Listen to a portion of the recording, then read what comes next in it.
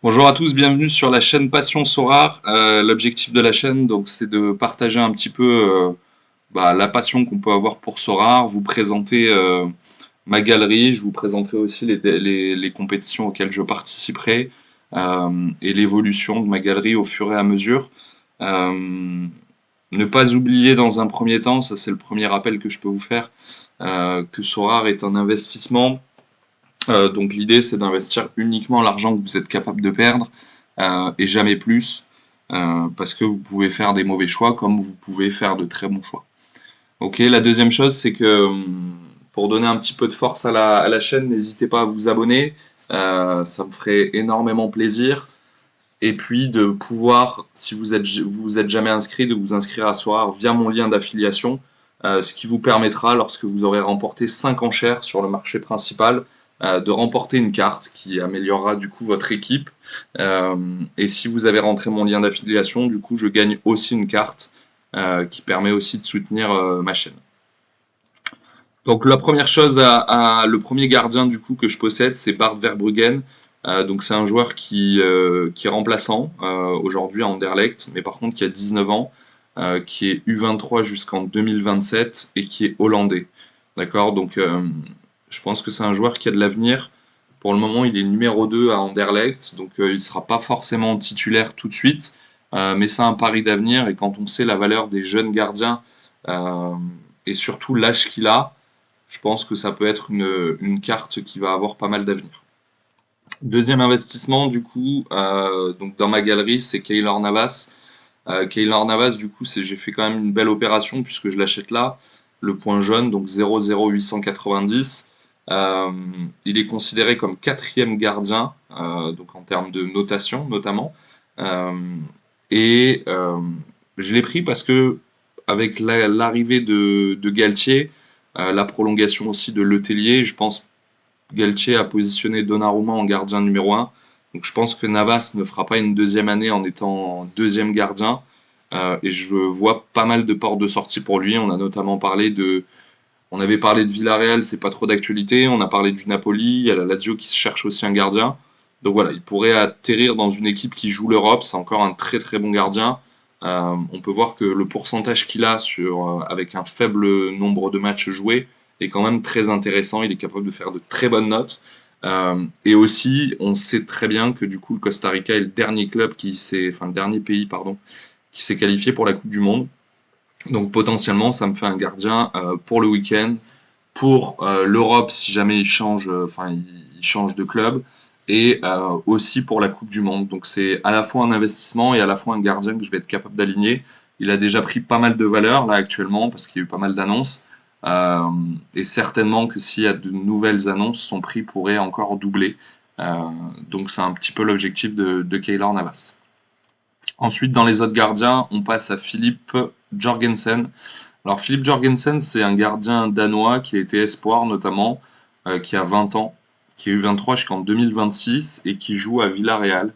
Euh, pour le moment, c'est pas forcément le meilleur choix que j'ai fait. Finalement, je vois qu'il est plutôt numéro 3 à Villarreal. Euh, Il n'y a pas pour le moment de porte de sortie pour ce gardien, donc je pense que dans les semaines à venir, j'essaierai de le revendre. Donc je l'ai acheté 0,0247 et on voit que son floor price actuel est à 0,0261, donc est un peu remonté par rapport aux dernières enchères. Donc je pense que ce joueur, potentiellement, je pourrais m'en séparer pour me projeter sur un jeune gardien qui pourrait un peu plus à l'avenir jouer. Ensuite, on passe à Ta TP, qui a 21 ans, qui est U23 jusqu'en 2025. Euh, donc lui, je l'ai acheté vraiment pas cher. Je l'ai acheté 0,0124, donc à peu près une quinzaine d'euros. Euh, donc quand on sait qu'un gardien qui est titulaire dans un club moyen est à peu près à 0,125, donc c'est du x10. Aujourd'hui, il joue à Trabzonspor. Euh, c'est aussi le gardien, donc on peut le voir, là je vous ai sorti sur Transfer Market, le gardien qui était titulaire sur le dernier rassemblement en juin 2022 avec la Turquie, donc c'est un gardien de la Turquie espoir, et c'est un joueur je pense qui a quand même un beau potentiel à l'avenir, et qui pourrait aussi remplacer petit à petit cette année le gardien titulaire de temps en temps si jamais il y a une blessure, donc ça c'est un investissement plutôt long terme. mais pas très cher pour un gardien et qui pourrait rapporter gros et pourrait me permettre, en tout cas, peut-être qu'il aura un prêt, d'avoir un gardien d'avenir dans l'équipe.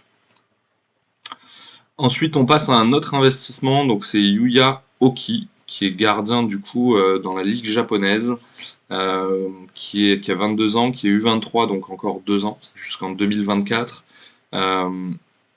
C'est un gardien qui ne joue pas actuellement, qui a déjà joué par le passé, on peut le voir, il a un L40 où il avait une note de 50 et il avait joué 38%, du coup au total il a joué 38%. Je l'achète ici 0,05, donc je l'ai acheté hier. Euh, il joue à Kashima, donc je vais vous montrer un petit peu pourquoi je l'ai acheté ce gardien. Donc Kashima, faut savoir que c'est la deuxième équipe de la Japan League. Euh, et ce qui m'a interpellé, c'est que quand on regarde du coup le gardien qui est titulaire, là ici, qui est à 100% sur les derniers matchs, qui est Kun Sun Tae, qui coûte 0,0449, et aujourd'hui Yuya Oki coûte plus cher. Euh, donc il y a eu un choix en début d'année, hein, pour le moment la Japan League on va regarder ensemble, mais elle a bien débuté, elle est encore loin d'être finie, mais elle a quand même bien avancé. Donc Kashima, ils sont là. Il y a eu 20 matchs de jouer. Ils sont deuxième. Aujourd'hui, le gardien titulaire, il fait pas de très bonnes performances. Kashima, c'est une équipe qui est quand même régulière euh, de manière générale dans la ligue japonaise. Donc je pense que ce sera bientôt le futur gardien, peut-être en cours de saison. Moi, je souhaite pas du tout mettre en avant de gardien sur la Japan League et je souhaite pas mettre d'équipe dans cette compétition parce que je vais me concentrer vraiment sur les joueurs que je connais. Mais là, on est plus un peu dans une stratégie d'achat-revente.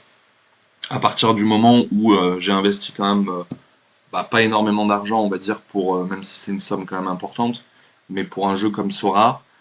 Donc l'idée, c'est vraiment de miser sur de l'achat-revente. Pourquoi pas faire un bénéfice, sachant que c'est un jeune gardien qui pourrait faire x3, x4 très rapidement, si jamais il devient titulaire cette année. Ou en tout cas, c'est un investissement pour les années à venir, sachant que le gardien titulaire a 37 ans. Donc il n'y a pas de grosse prise de risque sur ce gardien. Ensuite, en défenseur, donc j'ai investi sur Tanguy Nianzou. Donc Tanguy Nianzou, je pense que tout le monde le connaît, c'est un défenseur du coup du Bayern de Munich qui a 20 ans, qui joue avec l'équipe de France des moins de 20 ans. Il a notamment été élu dans l'équipe type du coup meilleur défenseur sur le tournoi de Toulon que la France a remporté donc en juin dernier. Il est U23 jusqu'en 2026, il joue dans un très très gros club qui prend pas forcément énormément de buts, alors un petit peu plus la saison passée, mais en tout cas un très gros club. Donc c'est vraiment un défenseur d'avenir. C'est vrai que le Bayern, ils aiment bien jouer à 3 défenseurs. Euh, à voir. Aujourd'hui, je l'ai acheté un petit peu cher, 0,0735, donc le 2 juillet. C'est vrai qu'aujourd'hui, il se vend beaucoup moins cher. Donc pour le moment, son floor price est à 0,0670, mais en tout cas, c'est un défenseur d'avenir. On le sait. Et voilà, il peut quand même, on peut voir l'année dernière qu'il a quand même un petit peu joué. Il a un L15 à 47% avec des notes à 53, donc plutôt correct. Après, c'est vrai qu'au Bayern, c'est pas certain qu'il débute les matchs. On va voir un peu le roster du Bayern, mais c'est vraiment pas certain qu'il débute les matchs. On a Upamecano qui est monstrueux. On a Lucas Hernandez qui est vraiment bon. Euh, on a eu la signature de Mazraoui, donc Pavard pourrait revenir dans l'axe, à voir, mais c'est une possibilité. Et il y a eu aussi, il y a peut-être la signature de Light, donc du coup, c'est vrai que c'est un choix un peu compliqué, mais en tout cas, c'est un jeune d'avenir. Et vous le verrez de toute manière dans ma stratégie, c'est de vraiment beaucoup miser sur les joueurs pour faire augmenter la valeur de mon roster et pouvoir investir sur d'autres joueurs. De miser vraiment toujours sur la catégorie, en tout cas énormément sur la catégorie U23. Ensuite, on passe au milieu. Donc les milieux, je suis plutôt bien fourni. En tout cas, j'ai pas mal investi. Le premier milieu que je vais vous présenter, donc c'est Efran Alvarez. C'est un Mexicain qui a été très très bon aussi, du coup, un peu comme Nianzou sur le tournoi de Toulon. Le Mexique qui a fini du coup troisième de ce tournoi, qui avait affronté la France U20 en demi-finale, donc qui a perdu, mais Efran Alvarez avait marqué. Et en petite finale, donc pour finir troisième, il a aussi marqué. Donc c'est un joueur qui, vous pouvez regarder sur YouTube, qui tire pas mal de coups francs, qui est titulaire avec les Los Angeles Galaxy, qui a été quand même énormément adulé par Zlatan Ibrahimovic lors de son passage, en disant que ce serait un des futurs grands joueurs des Galaxies. Voilà, je l'ai acheté à un prix qui est plutôt pour moi très très raisonnable, 0,0230. C'est vrai qu'il se négocie plutôt aux alentours des 0,3, enfin 0,03 en ce moment. Donc voilà, c'est un joueur qui joue milieu offensif droit, qui est très talentueux, qui est gaucher. Et je pense que ça sera un joueur d'avenir. Et peut-être que l'année prochaine, j'ai vraiment envie, alors pas cette année, la ligue est bien entamée et je vais me concentrer sur l'Europe, mais en tout cas, via ce type d'investissement, ça me permettra peut-être l'année prochaine d'aligner une équipe, notamment sur l'América. Et ce type de joueur, enfin, c'est une vraie petite pépite mexicaine qui pourrait dans les années à venir être très très performant. Ensuite, on passe à Franck Caissier. Donc Franck Caissier, je l'ai acheté. J'avais une hésitation au départ. Je l'ai plutôt acheté pour me dire je vais faire de l'achat-revente, mais je voulais aussi faire un achat intelligent. Finalement, donc je l'achète ici. Je l'achète à 0,006. Il s'est vendu à presque 0,1. Donc j'aurais pu faire un énorme bénéfice. L'objectif, c'est que je ne l'ai pas vendu pour une simple et bonne raison, c'est qu'il va jouer. euh, il va jouer l'Europe, d'accord? Il va jouer la Ligue des Champions avec Barcelone, donc ça va me permettre de l'aligner à la fois le week-end euh, et à la fois dans la semaine, donc sur les compétitions européennes. C'est quand même un milieu qui va toucher beaucoup de ballons, qui va être défensif, qui peut être très très intéressant. Je trouve qu'il est quand même énormément sous-coté quand on voit qu'il est à 0,06, alors que la plupart des milieux des grands clubs sont à 0,150 environ. Euh, et je pense aussi que le transfert de Frenkie de Jong va lui libérer une place, une autoroute sur le 11 type, et qui pourra du coup après encadrer des petits joueurs comme Gavi, comme Nico, comme Pedri, etc. Donc je le vois vraiment très très bien sur le milieu défensif, et je pense qu'il va me permettre de faire pas mal de choses intéressantes et pourquoi pas d'obtenir des bons résultats. Euh, donc ça c'est une valeur sûre, il n'est pas U23 mais je pense qu'en tout cas il y aura un bénéfice à faire si jamais je souhaite m'en séparer et c'est un joueur qui va prendre de la valeur et qui sera titulaire dans un grand club. Ensuite, on passe à Nicolas Raskin. Donc Nicolas Raskin, du coup, c'est un Belge, espoir aussi avec les Belges, que j'ai acheté du coup ici, 0,0261, euh, qui a pas mal d'avenir. Il avait été annoncé un petit peu de partout, hein, notamment aux Pays-Bas, au PSV, etc. Donc dans pas mal de jolies équipes. Il joue au Standard. Le Standard n'a pas fait une bonne année. L'année dernière, ça a été assez compliqué. C'est vrai que le nouvel entraîneur, du coup, il mise quand même pas mal sur lui. Il veut vraiment s'appuyer sur lui. Et c'est un jeune espoir qui est assez talentueux en milieu de terrain, euh, qui a des résultats qui sont assez intéressants en SO5. Donc quand il est titulaire, c'est quand même assez sympa. Et puis il faut pas oublier qu'il a 21 ans, qu'il est U23 jusqu'en 2025, donc ça donne encore 3 ans pour l'aligner, notamment sur les compétitions U23. Euh, et il est capable de faire de belles passes, de marquer des buts, etc. Donc je pense que ça va être une année où il va pouvoir conforter sa position et certainement en tout cas prendre pas mal de valeur cette année. Autre gardien, donc là on peut voir dans ma galerie, j'en ai deux, c'est Vessel Demaku, donc ça c'est un investissement qui était vraiment pas cher. Je l'achète 0,050 et 0,059. Ils se vendent actuellement le floor price à 0,068. C'est un joueur qui a le maillot de l'Austria de Vienne, mais qui a signé du coup à Stuttgart, qui je pense est quand même la deuxième équipe la mieux positionnée derrière Salzbourg, donc en Ligue autrichienne. C'est un joueur qui joue milieu de terrain, qui est plutôt titulaire là dans les matchs amicaux. Je pense va peut-être se révéler en tout cas cette année dans la Ligue autrichienne. Il me paraît assez intéressant, j'en ai acheté deux parce que voilà, ça peut être un joueur que je peux aligner du coup dans mes coupes Challenger l'année prochaine. Et le fait d'en avoir acheté deux, c'est qu'il était vraiment pas cher et que j'ai vraiment bon espoir que l'année prochaine il se révèle. C'est vrai qu'il a un SO5 qui est vraiment pas terrible, avec beaucoup de bancs, enfin une période assez compliquée. Mais il faut savoir que ce joueur, l'année dernière, il a eu 2 fois le Covid. Il s'est pas entraîné pendant 2 mois, donc c'est un joueur qui va forcément prendre de la valeur cette année et qui va, je pense, en tout cas bien évoluer. Donc voilà. Ensuite, on passe à Ayman Azil. Donc Ayman Azil, c'est une jeune pépite marocaine. Donc je l'ai acheté parce que il est vraiment pas cher dans un premier temps, hein. Je l'ai acheté 0,020, donc 2 euros et quelques. L'idée, c'est que, comme vous le voyez, c'est un joueur qui appartient au Bayern de Munich. Il est U23 jusqu'en 2025. Il appartient au Bayern jusqu'à l'année prochaine. C'est, comme je l'ai dit, une petite pépite marocaine euh, qui était prêtée à Valvich. Donc c'est vrai que ses performances n'ont pas été terribles, mais pareil, au vu du prix, c'est un joueur qui prendra forcément de la valeur à l'avenir. Forcément très très barré à Leverkusen, mais on n'est pas à l'abri qu'il se fasse prêter aussi. Et en tout cas, c'est un joueur qui pourrait dans les années à venir, en tout cas, faire une plus-value. Ensuite, on passe à Aster Vranckx, donc joueur milieu de terrain du coup de 19 ans, U23 jusqu'en 2027, donc encore 5 ans.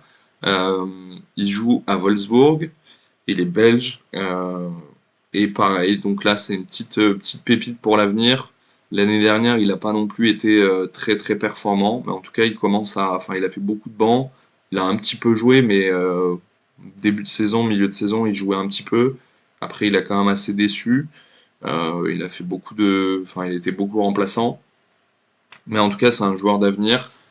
Pour info, il a été classé donc dans le classement Golden Boy dans les 100 joueurs, enfin en tout cas dans la liste des 100 2022. Donc ça veut dire que il a été élu par le monde du football dans les 100 plus jeunes joueurs prometteurs. Donc c'est quand même une marque assez prestigieuse et je pense qu'à l'avenir il pourrait être très très bon, que ce soit en termes de plus-value ou en termes de niveau de jeu. Voilà, c'est peut-être l'année de la confirmation à Wolfsburg. Donc, euh, donc voilà pour ce joueur. Ensuite, on passe à Tiemoué Bakayoko. Donc Tiemoué Bakayoko, lui, il rentre parfaitement dans une stratégie d'achat-revente. Comme vous le voyez, il n'a aucune carte limited, puisque les cartes limited sont sorties à un an. Et la première ligue n'est pas couverte par Sorare.